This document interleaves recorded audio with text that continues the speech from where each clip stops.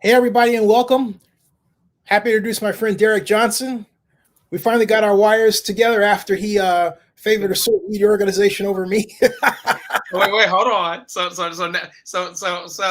now I'm your friend. We're always friends. It's all good. It's all good. It's all good.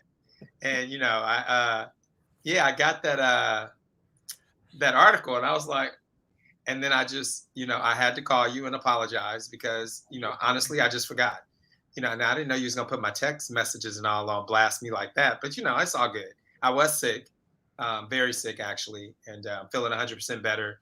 But yes, I apologize. I just, in the future, just call me. I'm not. People give me a lot more credit and think that I'm planning something or I'm not manipulative at all. Nothing. Basically, what you see is what you get. Uh, so, like you, I was very, very close to my mother. Um, she is really my purpose, and to do the right thing and to uplift our community was what was instilled in me through her. So yeah, next time just call me. I just really forgot to call you, honestly. Cool. Hey, apology accepted. And Thank you. moving along. And I'm not a diva. Like, what did you call me a diva? Did you call me a diva? I actually finally read the article. I didn't Oh, read the article when I called you. man. But you would have got a different response had I called you after I would have read it. I didn't read it. And then I read it. I said, let me just read this. And I was like, oh my God, he really went in. Okay. Look, excuse me. I'm a diva. Okay. Yes. No I was going to say, I think we need to turn that around. Yeah, but I have no problem with that. I love Yeah. being a Okay. diva. You talk all right. I'm a diva, but I know a diva when I see one. So that's why. Okay. All right. So all right. Yeah. So yeah, this is the 21st century. Hey, that's it. Okay, fine. You're running for mayor of Oakland. I am running for mayor of Oakland. Yes, I have thrown my hat in the ring, and as I've said before, I'm not a career politician, but running for office last time, I did garner 78,000 votes. So that right there is an indicator that people want something different. I'm one of those people, and that's why I'm doing this. This is not about me. It has nothing to do with me. I mean, if I was living my life strictly for me in a selfish sense, I'd probably be in the beach in Brazil somewhere right now. But I just figure that I don't want Oakland to keep going in the direction that it's going, the city that I was born and raised in. I want generations behind me to be able to live, work, and own property in the city that they love. And the direction we're going, those of us that are generationally, indigenous to this land, to Oakland, that's going to be almost impossible. I mean, it's just about almost impossible right now, to be honest. But I think that we can course correct. I do believe if we get people in, the definition of insanity is you can't keep doing the same thing over and over again and expect a different result. So that holds true to politics. You can't keep electing the same people with the same mindset and expect a different result. It's just not going to happen. And although all of those in the race I'm very familiar with, I think they're wonderful people. I actually like them. We have a great, at least I feel we have a congenial relationship, but they're brought up in a broken system and the systems aren't working. And I don't think that they know any other way, to lead other than in the system they've been brought up in. And right now I feel we have leadership that is leading to get votes as opposed to uplift the lives of individuals. And I have led my adult life, really impacting people's lives, and that's what's been very important to me. And I want to bring that kind of leadership to our city. What was the aha moment where you said, "I'm going to run"? Well, the aha moment said I was going to run was was in 19. I didn't say I was going to run, but when I got really disturbed by what was happening in Oakland, I was in Ohio. I came home and I went down on Wood Street. And I don't remember what I went down there for, but I'm from West Oakland, right? No. And so I went down on Wood Street and I just was like, oh, whoa. Like I'd seen encampments, but I mean, I honestly had never seen anything like that in our city. And so then I started digging, investigating more and more. And then as I what led me to Ohio is I wanted to get into investment real estate, right? And flipping houses. And I couldn't do it here in this city. And I was like, okay, well, that's a barrier. I can't, I can't spend $500,000 on a fixer upper right now and take that chance into a new venture. I just didn't feel comfortable with that. And so, yeah, so that was the first indicator. Then come and see Woodbury was the third. And then just listening to the young, brothers and sisters and just young, and I'm not talking about blacks, I'm talking about Hispanics, whites, Asians, all of the young generation that would come into the restaurant. I was just noticing that those that are from here were having, really difficult times finding employment or career, sustainable employment, something that really where they can live in Oakland, which is almost impossible. And then all the other youngsters, the millennials, I'll call them, as they were entering and looked like they were thriving, they were from other cities. They were here and working in tech or in other industries, but they were basically newcomers to the city, which I like. We should have newcomers, but we can't replace what's been here. We should just add to it, is my philosophy. So I just start thinking about that. So I start calling around to individuals I know that are politically involved, like, hey, who are the youngsters running for office? Like, who's being groomed? Is there any succession planning? Right. And I was shocked when no one said no. I was like, well, what do you mean? No. I mean, no offense to our current electeds, but they're older than me. So who's next? There has to be a next, right? And I really started to make that my mission. Like, okay, I would talk to one person and be like, there has to be somebody, right? And I ended up going down the list and found out there was actually no one. So those same people approached me, and then a girlfriend of mine, real close, Michelle Haley, who was actually my past campaign manager. She's very active in politics here. And she came back and said, you should just do it. And I was like, my attitude and my mouth is a little too bad to be a politician, but let's go for it. So that's how I got involved. And then once I got involved, I kind of think I got really hooked, because as I said, what has been the biggest joy in my life is watching young men and women, especially those formerly incarcerated, walk in my doors with no hope or aspiration, with their head hanging low, but walk out with their heads high, just and becoming positive contributors to our community. That is the biggest reward I've gotten out of life thus far. So if I can do that at a restaurant for hundreds of Oaklanders, hundreds and hundreds that I've employed, I definitely feel I can do that with our city today. Hello, we're live. Zennie, are you there? Did you go away? I think Zennie left, everybody. What? Oh, there you are. A little technical glitch there. Not sure. That's okay. That's okay. I was about to say, I got Zennie. You giving me the whole screen? Okay, I'll go. I'll keep going. Great approach. Back to the hidden idea. What is it? Why should a person vote for Derreck Johnson over, say, any of the council members that are running? Oh, excellent question, Zennie. But first is Derreck Johnson. Johnson. I'm sorry. Jackson. Yeah. It's okay. I feel it's time for a different perspective and a different mindset to come into office. Our government is broken. Our systems are not working. We have people that will now, state that they've either had small businesses, or they've worked in a small business, and all that's great. But I have a very unique skill set. I have actually created jobs for people and turned their lives around. And I've also had my setbacks. I've had to reorganize the business, but I transferred that business that I had to reorganize because the Oakland location, the other locations, I didn't mind letting go. It was like, cut your losses, go on to do something else. I'm not one to harbor over, the past. If it happened, didn't work out, keep it moving. But Oakland was it was a very unique, it was just unique in the fact that majority of the employees at the Oakland location are formerly incarcerated. So those young men and women, for them to get another job is slim to none.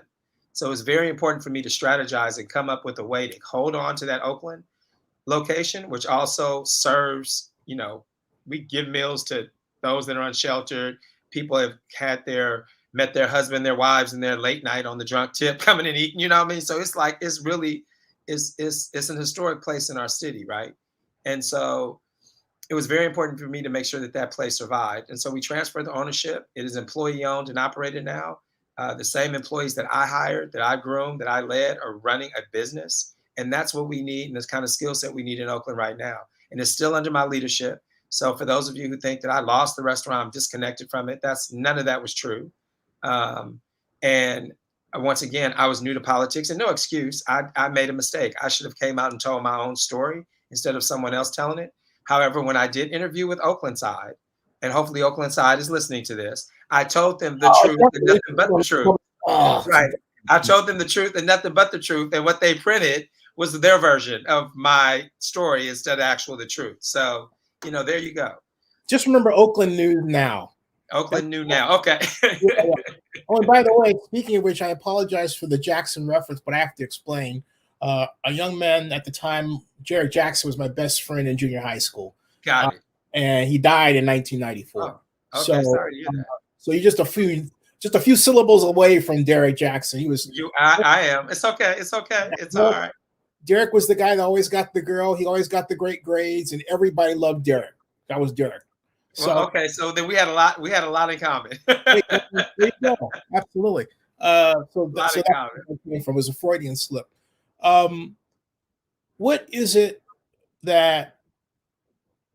Let me try this another way. I got a call from a friend of mine last night. Yes. I haven't heard from her in a while, and she basically said that, in so many words, she said that everyone was leaving Oakland, and that I wouldn't know it. I've only been gone a couple of years, even though I still have my place in Adams Point. What's wrong, Derreck?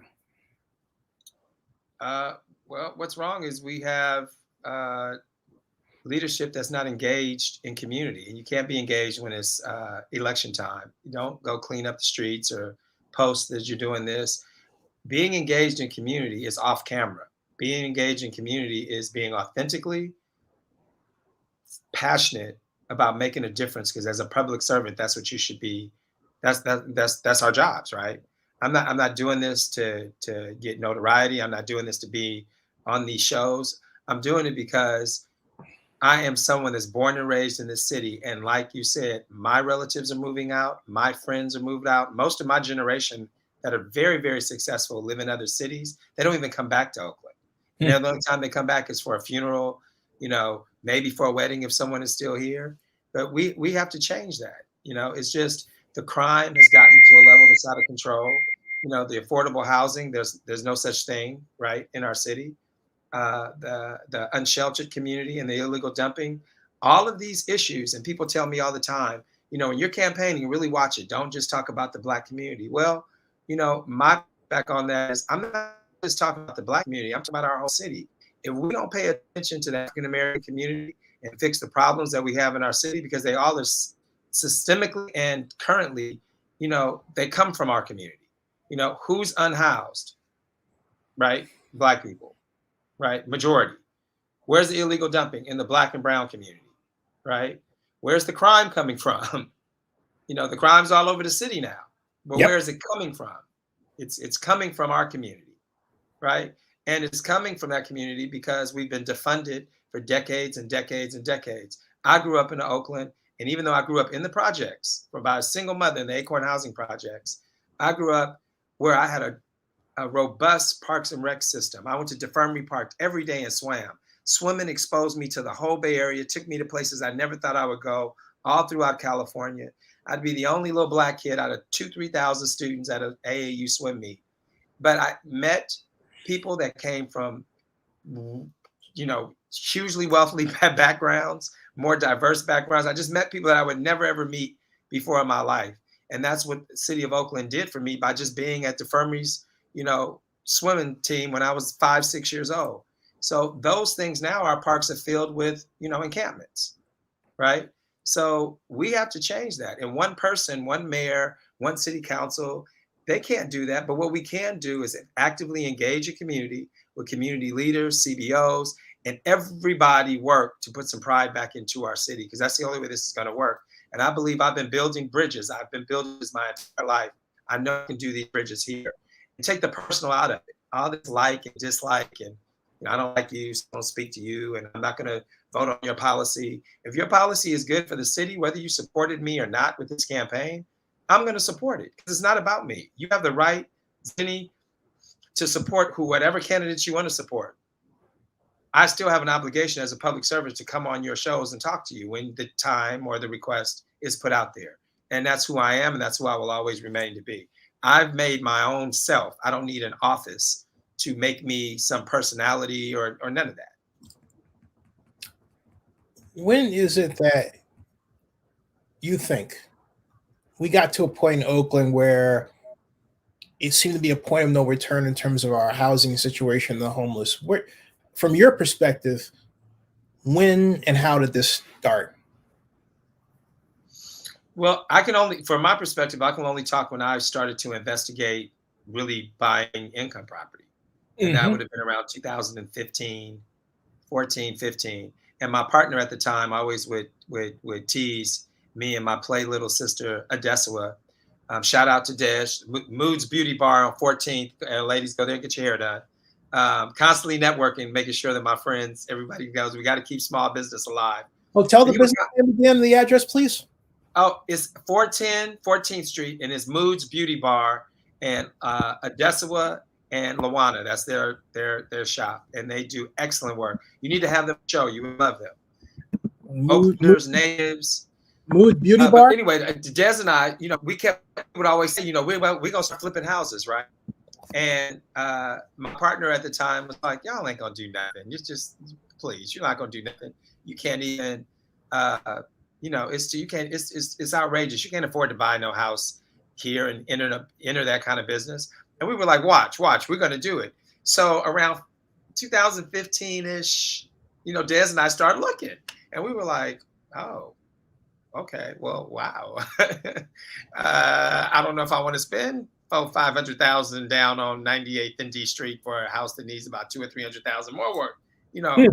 More work, right? Rehab work.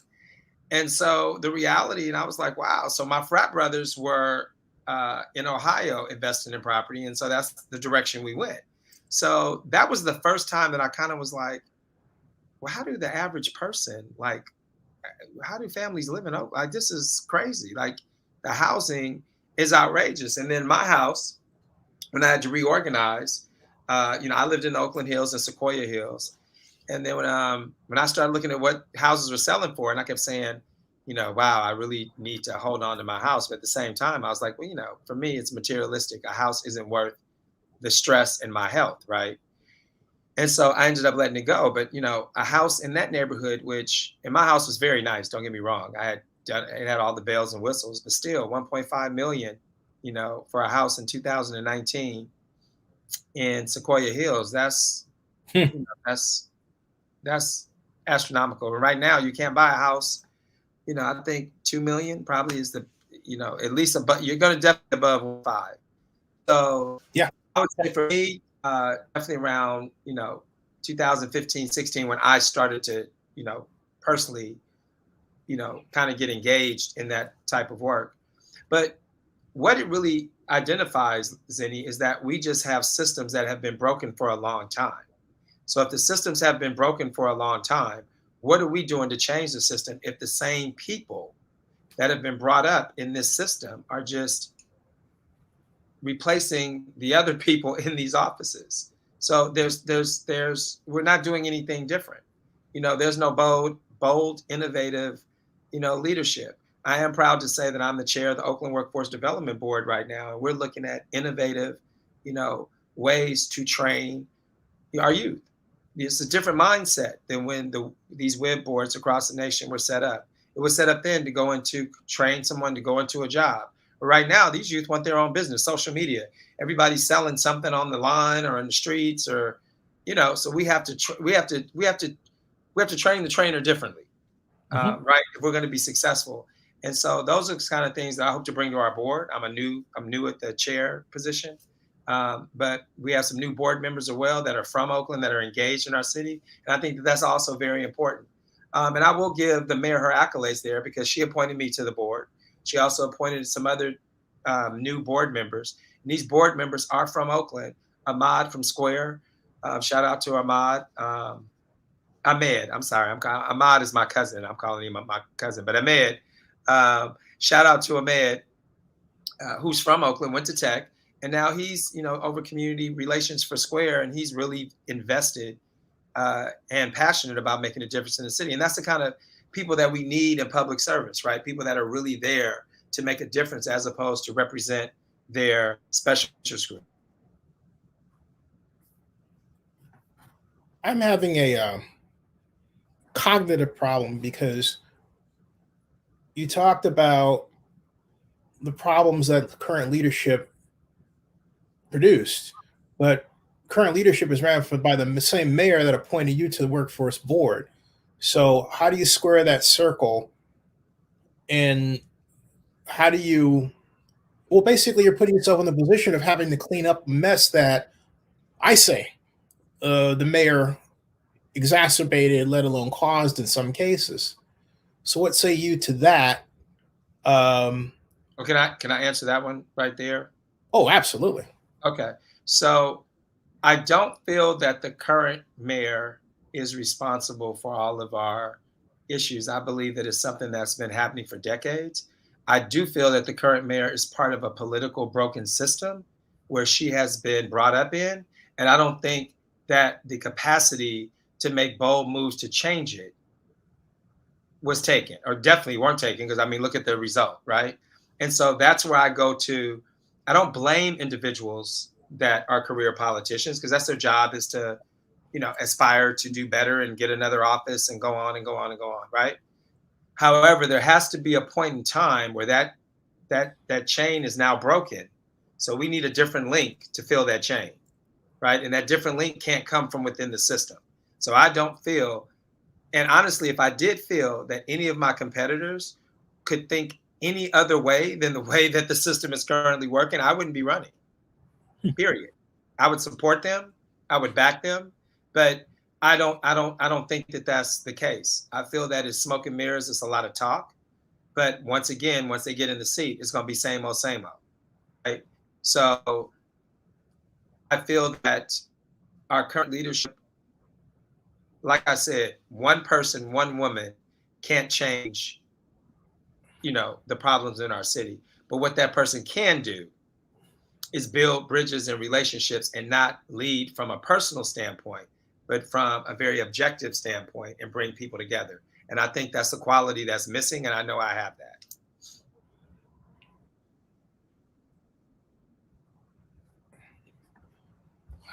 You had a follow-up. How do you look at, oh, sure. Do you want to say some more there?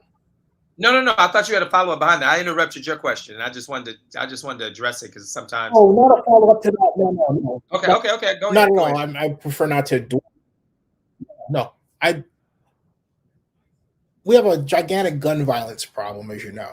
Yes. What should be the solution from your point of view, and how do you like the way the city council has went after the problem to date? Well, and the mayor. So I think the way the current leadership has gone over the problem is, I applaud them. I mean, we have to get, ghost guns is an issue, right? However, that has to be handled on more of a state and federal level, because as long as, if that's legislation at the city, but if you can just ship it to San Leandro or Antioch or, any other jurisdiction in our neighborhood, then you're not really solving the problem, right? Because you're just gonna, we all know if people that want to, live a life of crime, they know how to work the system, right? So I don't ship the parts to Oakland, but I can ship them wherever. I still will get them, right? So I think we have to take a more holistic approach to crime. Number one, I would definitely say that we would need to let our Chief Armstrong do his job, lead his department. I'm a firm believer of, when you have department heads, they should be your team members at this level. That you shouldn't look at me as your boss, or, we should be team members, and you should have the capacity and the experience and the skill set to run your department. If you need support, if you need help, that's what team members do. We talk to one another, and you say, hey, Mayor Johnson, I'm going to claim it already. I need I need this. This is what I need in my department. And my job is to look at the budget, reconstruct, right? And make sure that those resources get there. The other thing is, let's not just create departments for namesake. And we have a Department of Violence Prevention, DVP. They have a 42% vacancy rate. So, how are you preventing violence if you can't fill 42% of the staff, your department, that's an oxymoron. It just makes no sense. We also need to look at, I know there's other candidates that have all these different points on crime. The major point on crime: stop this federal receivership in 3 to 4 million, and I don't know the exact numbers, so don't hold me to that, but whatever the millions are that we've spent for the past 18 years, those millions could have went to community-based organizations that can really prevent crime. Because can't prevent crime is not going to be prevented. And I'm from the hood. I'm born and raised in projects, so I understand crime. I understand all the people that committed. I've known people in and out of jail. They need resources. People need something to do, period. And they need to feel loved and supported. And you don't feel loved and supported when you walk out your door and you have 6 feet high of garbage and you got potholes and everything just looks so run down and there's no job opportunities. There's no hope. There's no aspiration for people. My main platform is job creation. Why don't we have a tech district? I want companies to go from their garage to Oakland, not from their garage to Silicon Valley or San Jose or San Carlos, or they need to come to Oakland. Oaksterdam. We should be the leaders of cannabis. Let's look at our policies and maybe restructure them so that we can have a district where we have nothing but dispensaries and all the ancillary businesses. And that's what we need to train our youth. Everybody wants to go and grow cannabis. The growing, there's a lot of money in the bags and it's all kind of stuff that go with that, along with that business. A lot of other businesses, ancillary businesses that support the cannabis business where you can make an awful lot of money, right? But we should also have a district that people come from all over the country, the world, like Amsterdam. That's transient tax. I mean, there's so many different ways and innovative ways that we can, bolster our city. We need it. We don't have sports teams anymore. Well, I'm sorry, we do have the A's, but we don't have, the Warriors and we don't have the Raiders. And traditionally, basketball and football brings in more out-of-towners than, baseball does. So, we need to find ways to replace that revenue in tourism and build back our economy. Can you tell people about receivership? Because you mentioned it, but you talked in a shorthand where somebody new to Oakland may not know what you're talking about. Tell them about it. So basically, the police department, because of the Riders case, and it was 18 years. It was 2004, I believe. The Riders case with the city of Oakland, there was a lot of laws being broken. 2000. I've told it was 18 years, so maybe it's longer. 2001. Okay, 2001. No, so it's been. Well, it really started ostensibly in 2001. These guys were terrorizing West Oakland for cops. And I need to check the fact on that. But bottom line is there was a lot of criminal activity going on with the Oakland Police Department, and once that came to light, the Oakland Police Department was put underneath a federal receivership where they're under receivership. A federal government really is controlling and does reporting and oversight over the Oakland Police Department. But this receiver, the trustee that's appointed to them, that department and that office uses up millions of dollars a year annually of our budget. So we are really throwing away money. I mean, we're throwing it away. And how are you under receivership for 18 years or whenever it started? I mean, 5 years is too long, in my opinion. I mean, what are we not doing to get it right? Like that just seems like something seems very fishy about that to me personally. It just, who's really getting paid? Because that's what it all boils down to. Like, there's no way on earth a police department can't get their self together in 18 years. And if that is true, that is the largest example of a broken system I've ever seen in my life. There's no other space, industry, job. You're a business person, Zennie. You have your own media company. So could you be throwing away millions of dollars every year and still be in business? Well, if I had millions, but the answer is no. No, you couldn't. You could not. So there's no other industry or space on earth or sector of business where you can just be very sloppy, throw away money, not be productive, have a very low scorecard or report card, but yet still seek advancement and promotion and get it. Where do you stand on Howard Terminal?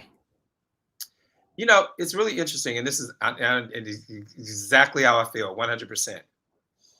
I think I would love to see the A's here. Where they build a stadium, it could be on top of the Mormon temple. I don't really care, to be perfectly honest. What I do care about is cleaning up our streets. I do care about our crime. I do care about fixing broken systems in our city currently. I'm more about right now.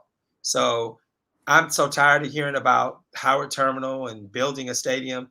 I've heard about building a new Raider stadium, building something for the Warriors. None of those have ever come to fruition. And this A stadium, you know, we are spending a lot of resource time on something that's, in my eyes, a pie, what do you call it, pie in the sky idea, you know, a lot of ideology, as opposed to, we have a lot of problems right here in our own city. We need to fix them. And that A stadium is not going to fix the crime we have going on right now. 136 murders in our city last year. That's not going to fix that. It's not going to fix our unsheltered population. So what I would like to see is someone to take the time to put all that energy in fixing our problems and not making sure that, you know, we are closing the amount of schools in the Black and Browns neighborhoods, which is proposed. Understand there's another system that's broken in education, and education is the main key to uplifting yourself out of poverty. So there's my stance, pretty much. My focus is elsewhere. What do you say to those like myself who argue that Oakland lacks the will and the initiative to complete big projects, and the reason why we need something like a Howard Terminal or a sports organization of stadiums is because we just don't have anything fun to do here, and we seem to have chased everything fun to do out? As a diehard Oakland Raider fan, born and raised, that was our outlet for my family. And as a kid in the projects, my mother, section 114, we sat in every single Sunday, rain, sleet, or snow. I would have to do nothing but agree. When I came up, we had a miniature golf. We had a bowling alley on Grand. Is it Grand? Yeah, it was Grand. There was the Hofbrau, which was Lucas, and Lucas is closed. We had the roller skating rink, where I used to, you know, get on the 83 and get in trouble for going skating late night when I was too young to be on the bus or be out. So we had outlets. We had drive-in movie theaters. And I know times change. Huh?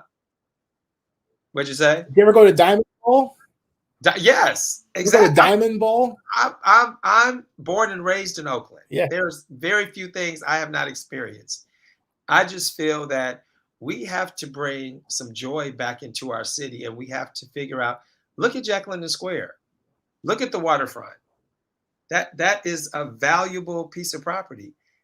As someone who goes to Jack London Square often, I've watched Jack London Square from 2004 when I founded the home of chicken and waffles. There was a El Torito's, a Fridays, Tony Roma's, a spaghetti factory. I don't know, I'm missing some other stuff. El Torito's, Scott's, which is still there, Kincaid's. There was so much activity in the Barnes and Noble, right? Right now, Jack London Square is a ghost town. Absolutely a ghost town. And it is just, and we are all struggling down there to stay afloat.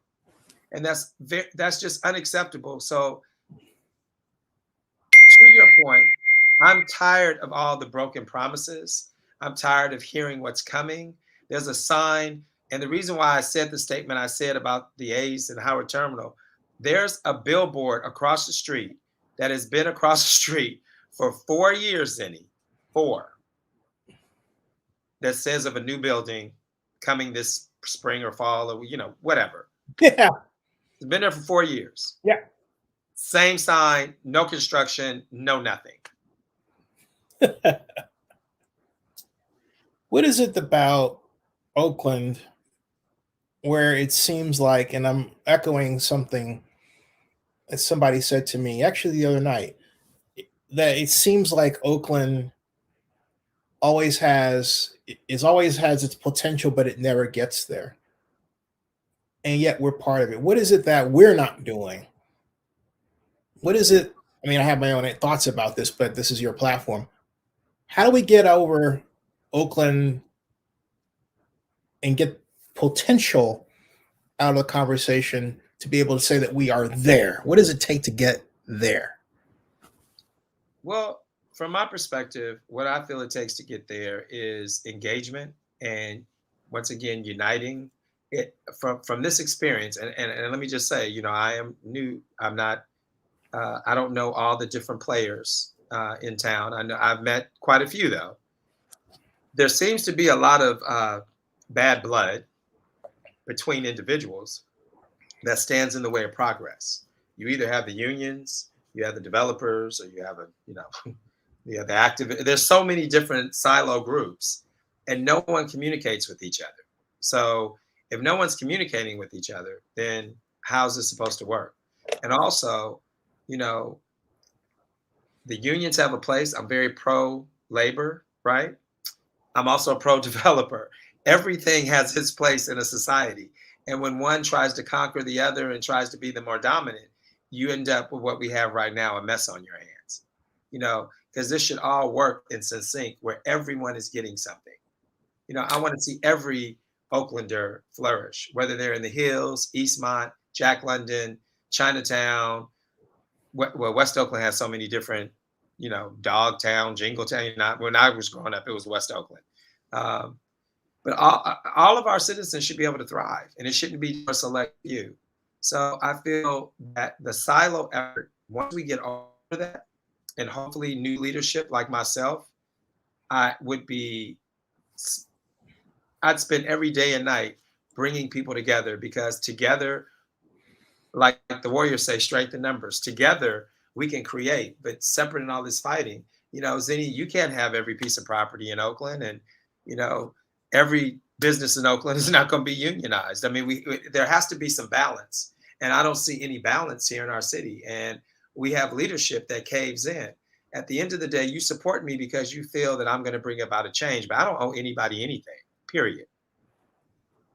That's it. The only people that I owe are the voters, the citizens of this city, to make it a better place. That's the only, and I want it to be a better place because I'm born and raised here myself. And I want to be a better place. I want to be in a city where I smile and, oh my God, it's so beautiful. Not like, I'm in a meeting right now. I drove down Martin Luther King and I just was like, God damn, like, this is crazy. Why does this exist? What was it that you saw? What is Alameda doing? Mm-hmm. They don't have these problems. Castro Valley doesn't have this problem. And we're the biggest jurisdiction in all of Alameda County. So we should be the trend and the leader in this, not be behind. How do we go about protecting our school system, which seems like it's under attack both from within and outside? There are calls to take it over, close schools. Mike Hutchinson has been on this program talking about his battle against that. Hi, Mike. I got your number. I'm going to call you too, if you're looking. Oh, we'll see. I want to reach out. Yes, I want to talk to him. I am a firm believer of talking to subject matter experts, especially about things that I'm not the subject matter expert in. That's the other thing I think I'm going to do that most politicians don't do, is I will tell the truth. I'm not going to sit up here and say I have the answer for everything, because I'm going to act like I know everything, because I absolutely don't. But I do know how to surround myself with very intelligent people, get advised, and look at both sides of the argument and talk to both sides so that I can come up with a balanced decision and some initiatives and policies and legislation that can move our city forward.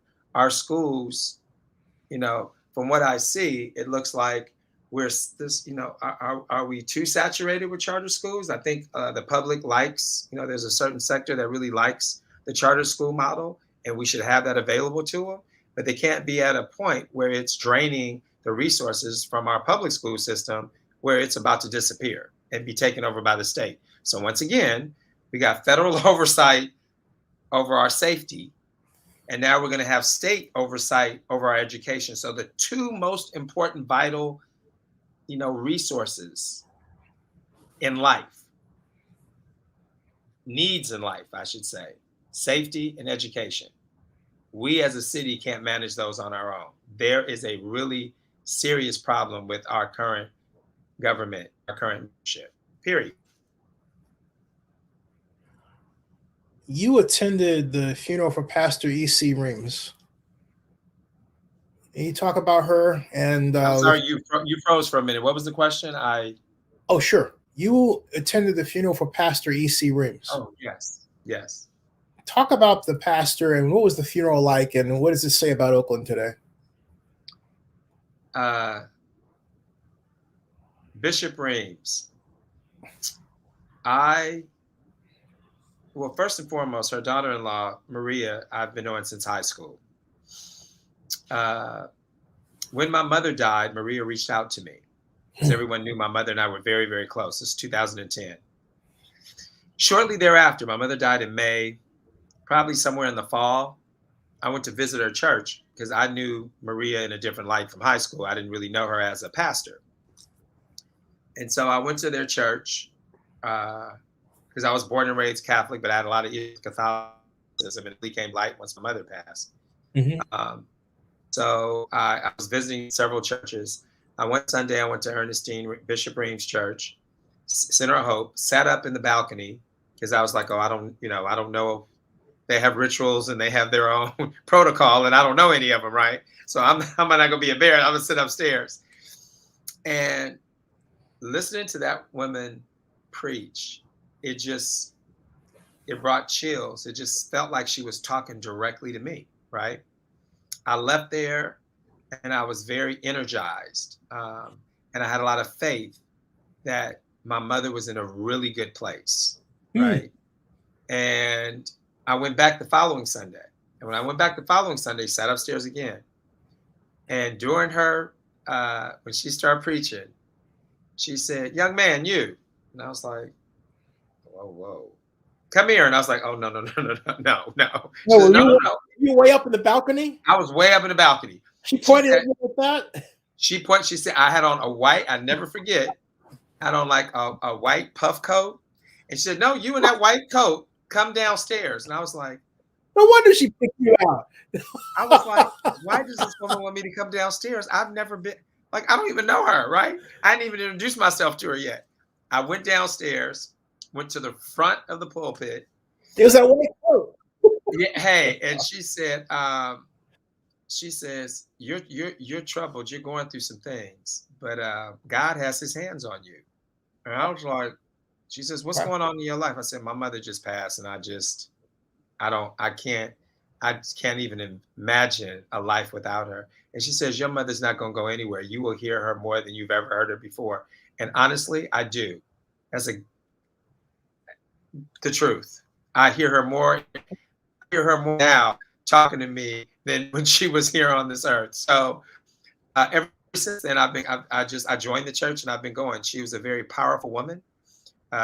She spoke her mind. She spoke the truth. And she really believed in our people, and she believed in community. And she really believed in uplifting Black women. And I just saw, her energy, her power. So the past 5 years, I haven't seen her because she had been ill. But her son, Pastor Brandon and Maria, have been leading the services. And and so her service was today. It was beautiful. Her niece, the great Lady Tremaine Hawkins and Donnie McClurkland, they tore the house down, just, praising her. And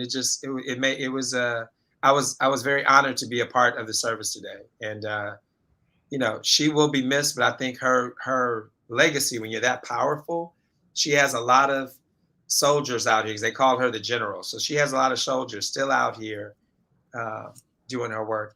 As TD Jake said in a video he sent, you don't really have to say too much about Bishop Reams. I mean, it's enough said if you knew her.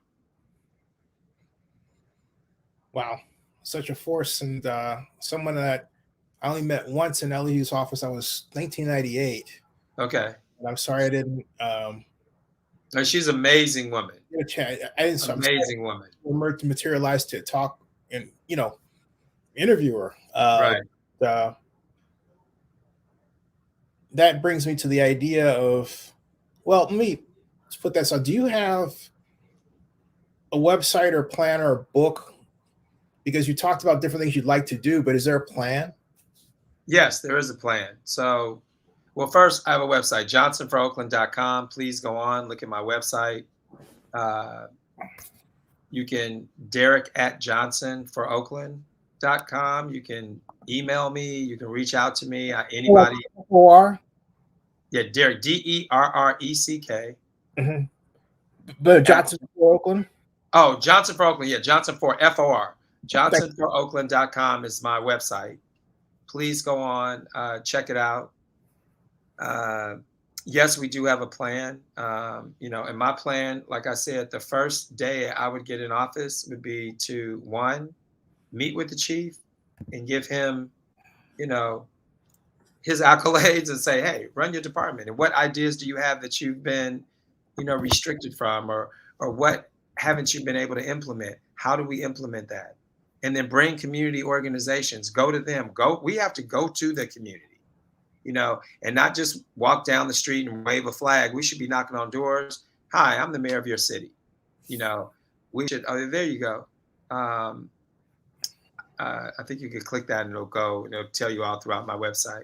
But we should be engaged, basically, is what I'm saying. Like I said earlier, we should be at, every meeting, whether it's in the hills, the flats, whatever neighborhood, we should be there talking to our constituents, to our residents, and listening to them on what they want and solutions, right? Solutions on trying to find out how do we solve our problems, because they're not going to be solved overnight. These are not things that you flip on and off a switch. They're going to take some time. But if we actively and aggressively make an attempt, and then we don't have to recreate the wheel. There's cities, Newark, New Jersey, Chicago. There's cities with high crime rates that have turned their cities around. Talk to those fellow mayors, talk to those fellow city managers, we don't have to be, I don't have to be the one that created just to put my name on it to say, I started this. I want to put in programs and policies that work, period.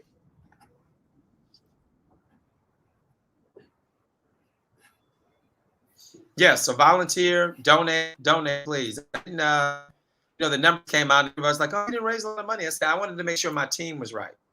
My infrastructure is very important to me. I want to make sure I had a really tight team, because I didn't feel comfortable asking anyone for any money if I didn't have my own organization in my house in order. So now that it's in order, I'm going to very aggressively fundraise.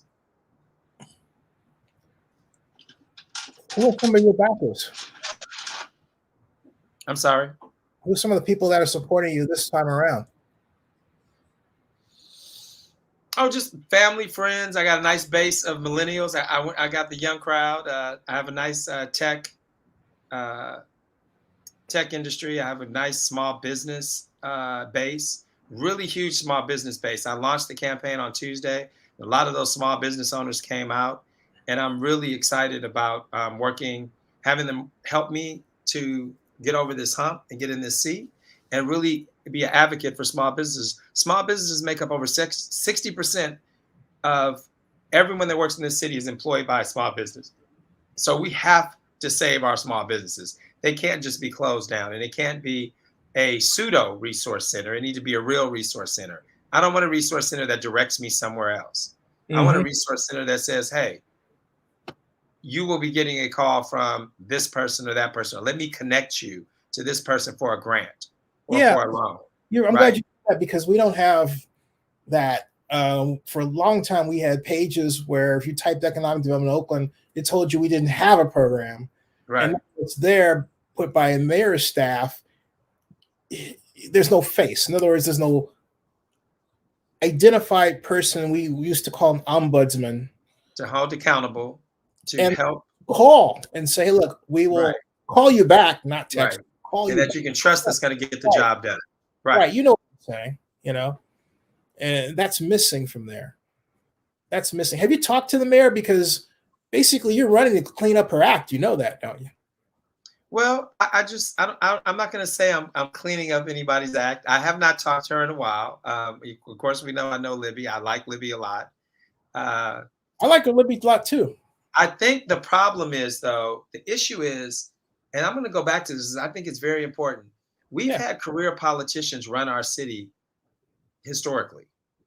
And so if I'm taking over from you, Zennie, but I don't like you, then I just scratch everything you were doing and I start something else. That's a problem. A transition should be, I should look at what the current administration is doing, and I have to enhance it, make it better. And the things that are wasteful that I think through the budget, cut them and reallocate those somewhere else. But I can't just cut out everything and try to start from scratch. Otherwise, every 4 years, you're not going anywhere. It has to be some kind of consistent, so I can't say everything that the current administration is doing is wrong. There's not. We have development, we have buildings. I mean, we have, there's job opportunities there. But there's some things that they've just faulted on, right? And those things that they faulted on, I got to really understand, where was the fault? Like, where did you just let it out? What's the problem? And let's work around these problems so we can solve them. But not every single thing that someone does, I have to come in and scratch and then start all over again. That would be ridiculous. I need to look at what works, what has worked, and enhance that. And then what hasn't worked, right? We got to come up with another solution. But the mayor came in pushing market rate housing, advocating for rents that were as high as $8,800 in areas of the city that were unheard of, like College Avenue and Broadway. In the middle of Howard Terminal, established it, got Gavin Newsom to sign an SB 293 skinner into law, and then basically sat there with the staff and did nothing until Major League Baseball said last year, hey, we're going to move because of progress. Okay. I can spend hours talking about what the mayor didn't do as a person who's known her for 32 years, who tried to tell her. And yet the only time she would basically call on me was if I just normally, until we had a conversation, was to say something friendly about her from a Black perspective. And I told her not to do that. Okay. So, I mean, I can just tell you what I would do. I can't speak for Libby, nor do I want to. Hold on.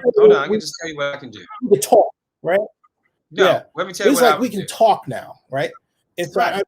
Laying that out there. What I would do would talk to people like you who have worked in administration. I would talk to ex-mayors, Elihu, Gene. If I can get in touch with Jerry,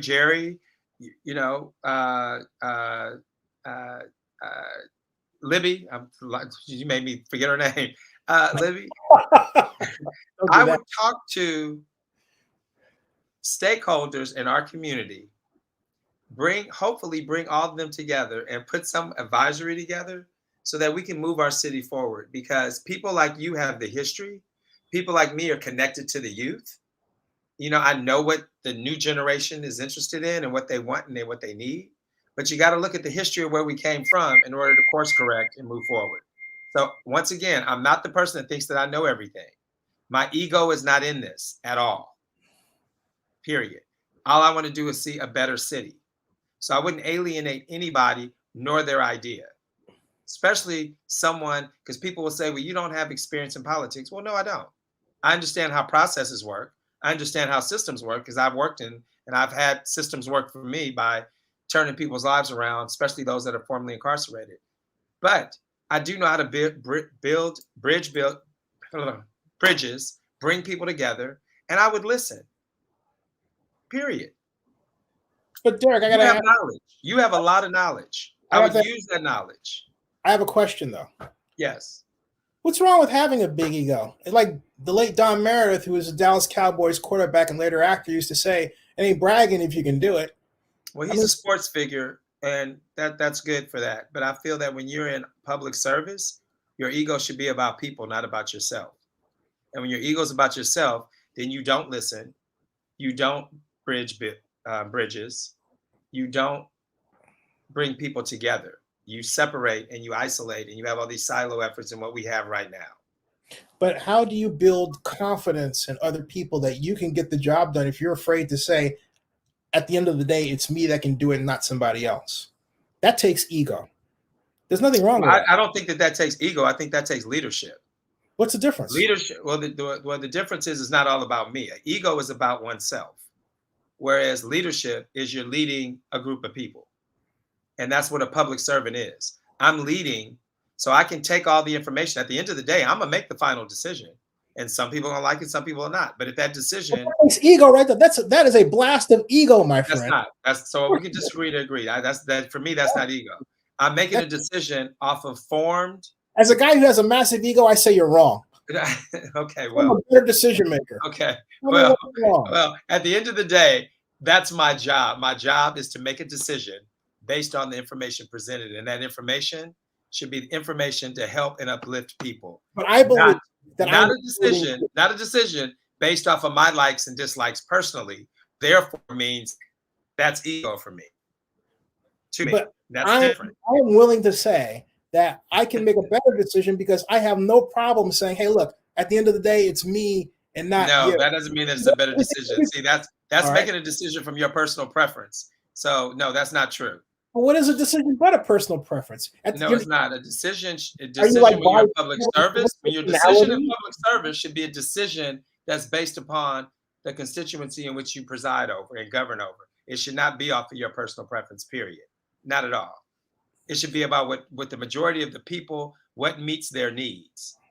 The nature of making a decision is to have one choice, not multiple, right? Well, you will have one choice.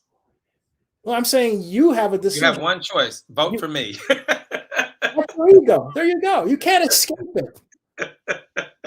I mean, there's your choice. Vote for Derreck Johnson in November.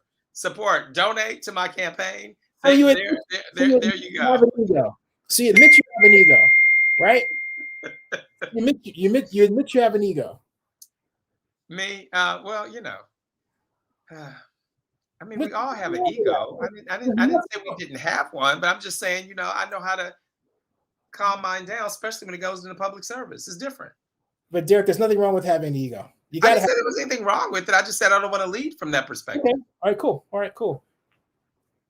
The reason why I say that is because we need that blast of can do, because we've had. Absolutely. That's why I say that, and I'm not criticizing any other candidate either. All right, we're talking about in society in general. It seems that people are almost bullied into not believing in themselves or expressing a belief in themselves. Oh no, and yet you're running. I'm not. Okay, well, let me. So I'm not one to bow down from confrontation. So I don't get bullied. I'm not the bully type. I don't bully, and no one will bully me. So that's not going to happen. And also, I am a doer. I've never worked in a restaurant a day in my life, but the one I founded is still open after 18, 19 years of business. Is still going strong through a pandemic, through a bankruptcy, still employing people and still providing service for our community. So, I do it. I don't want to talk about it. I am about it. If I put my mind to something, I make sure it gets done. And anyone that knows me knows that about me. Yes. On the matter of restaurants closing, Sweet Fingers just reopened. Yes, they just opened. Right. After being closed in Seminary. Right. After having been closed since 2019, which means that all the planning to reopen it really started before the pandemic. Mm-hmm. So now we're in the middle of the pandemic. They've got a loan. I believe one loan is $1.75 million. They got to worry about paying that back. Oh, ouch. Yeah, right. I don't know the specifics about their deal, but I'm very pleased to see something opening, especially in East Oakland. That neighborhood deserves it. And so around them in Oakland, we have Lucas is closed. We've got Brown Sugar Kitchen closed. Apparently, I guess the committee decided he was going to stick him with a rent too high, or stick Tanya with a rent high. He should have done that. Mike, shame on you. Yeah, I don't know the specifics of any of these. Oh, I do. I'm criticizing through my channel. Okay. And I'm saying all this to ask, what do you say to these businesses, these people? What will you do to help them at this time? What tools will you activate and use? Well, we've seen the government put out hundreds and hundreds of millions of trillions of dollars for unemployment,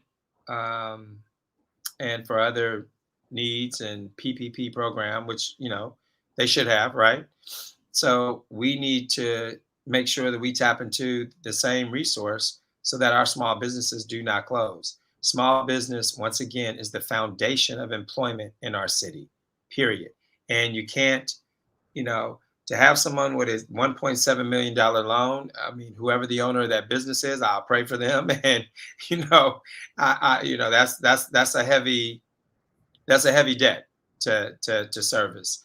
Um, but if you handle your business, I mean, he definitely has a clientele base out there. I understand they have an excellent product. I've never eaten there personally myself, but I want to go visit. I will go visit actually. Um, but we need to have a resource center, and not just a resource center that gives loans. We need grants for businesses. We need the consulting resources for businesses, the accounting. This pandemic has shown the disparities of just how behind other communities are from another community, right? A lot of us, don't have the experience of the bookkeeping, of the marketing, because when you have a pandemic, you have to pivot. You have no other choice. You can't do business as usual because it's not business as usual. We start selling, quesadillas and everything else underneath the sun at Chicken and Waffles. It was going to be the International Waffle House in a minute, so we really need to give the services that a small business needs, not what others think they need, but what they really need. And the only way you can do that is from someone that's run a small business here, or some listening to the small business community. And there's other ways that we can help too. We can talk to our insurance commissioners. The cannabis industry got hit crazy. And do you know that most of those claims were not paid? That's absolutely ridiculous. Absolutely. That makes absolutely no sense. Well, you also have people like myself. My company received PPP loans and from Bank of America, others Chase. I talked to Councilmember Taylor about this. I don't know if he told his constituents. He should have. I blogged about this extensively because we were promised the ability to get loans that are forgivable. Mm-hmm. Otherwise, why go after them? It was the pandemic. Okay.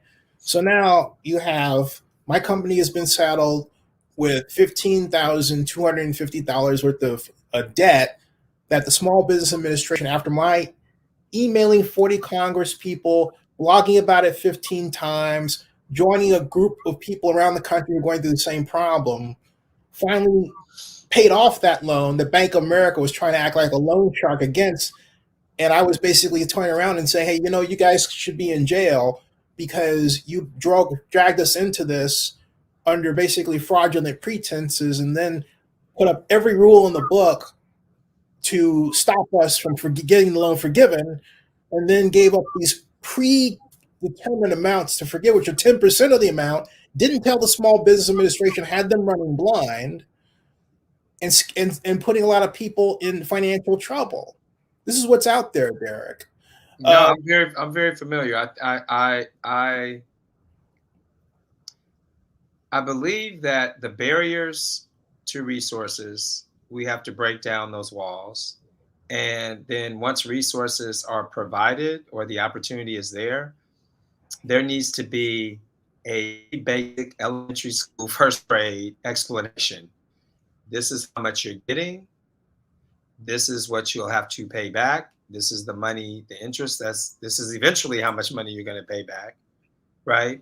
And in order for it to be forgiven, it has to be A, B, C, D, E. I mean, it needs to be very, very, very simple language to explain, not these small fine print underlining, how they do on the applications.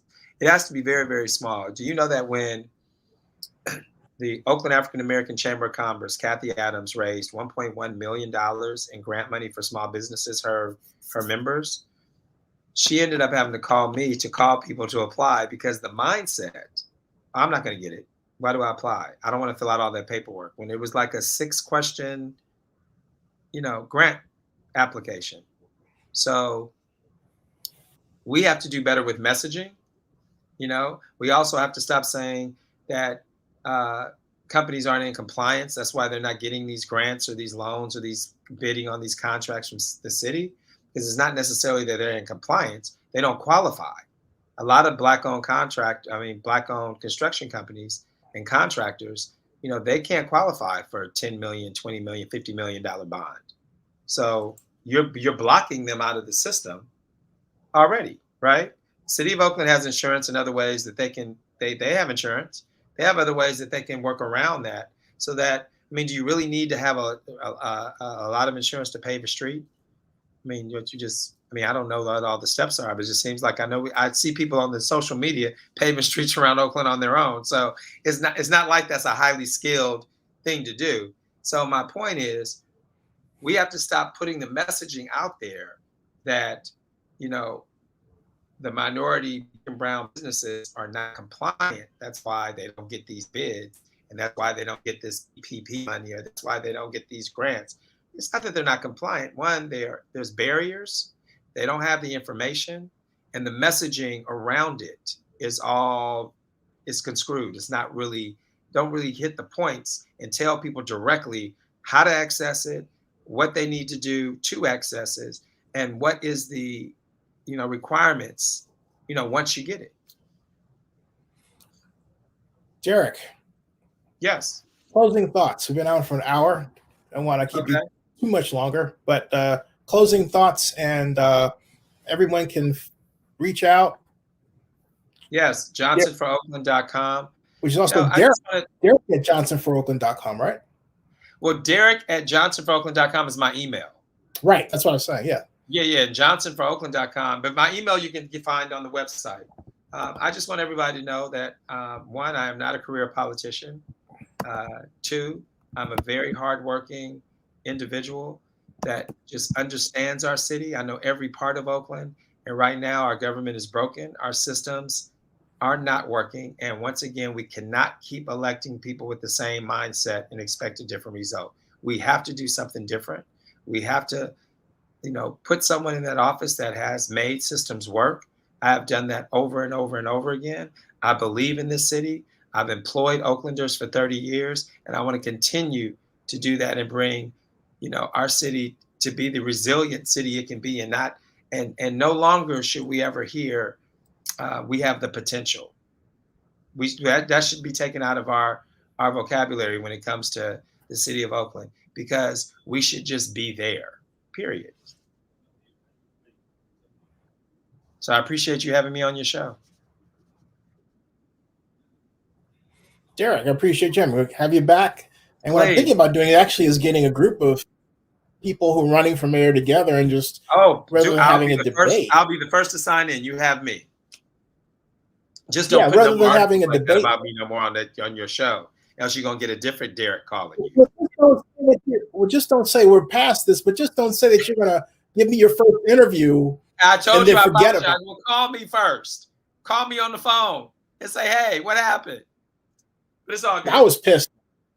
You brought it up again, though. You brought it up again. No, but what I'd like to have, because Oakland has such deep problems, I'm going to have something beyond a debate. I want to have a conversation. Yeah, I think so. I think, and let me just close with this. Yeah.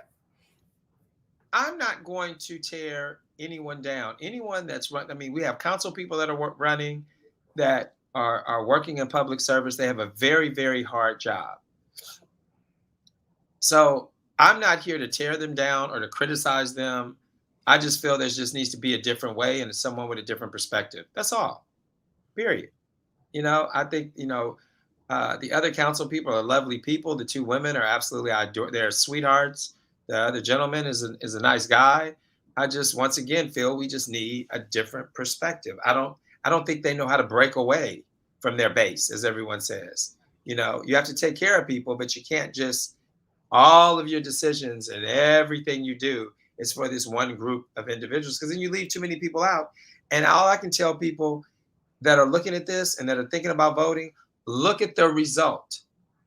I'm not coming up with anything new. Drive on Wood Street, drive on Martin Luther King, drive on East 12th, drive up Foothill, drive all throughout, right behind Castlemont High School, right? And what do you see? Illegal dumping, unhoused, unsheltered. It's absolutely crazy.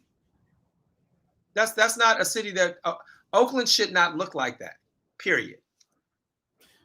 As a friend of mine from my LSU days used to say, Alberto Rocca, who was a union rep, if you like what you're getting, keep on doing what you're doing. Exactly. Derek, come on back. Stick around the back. I will. All right. All right. Thank you. You have a nice night, Zennie. Stick around, Derek. Stick around. Folks, Okay. We'll be back later at midnight with none other than Michael Davis. Michael Davis is an actor and comedian out of LA. He is the creator and producer of the Black Panel at San Diego Comic-Con. He's had everybody from Shaquille O'Neal to Neo. I can't wait to have my friend on. We've been talking about it for some time. He's been riding me about it and calling me and making fun of me and calling me all kinds of names. So come back at midnight Eastern, folks. It's gonna be a lot of fun. Hold on. We know. Do you know Akil? I put him on. You know, obviously I was meeting, and now I'm all in his office. He's giving me the key. Hey, how are you? Good. How are you? Good. And it took too long. They give me the key. Like, okay, you can lock the door. We out of here. I've been holding on to your articles and your writing for years. Oh, thank you. Oh, thank you. And meeting you.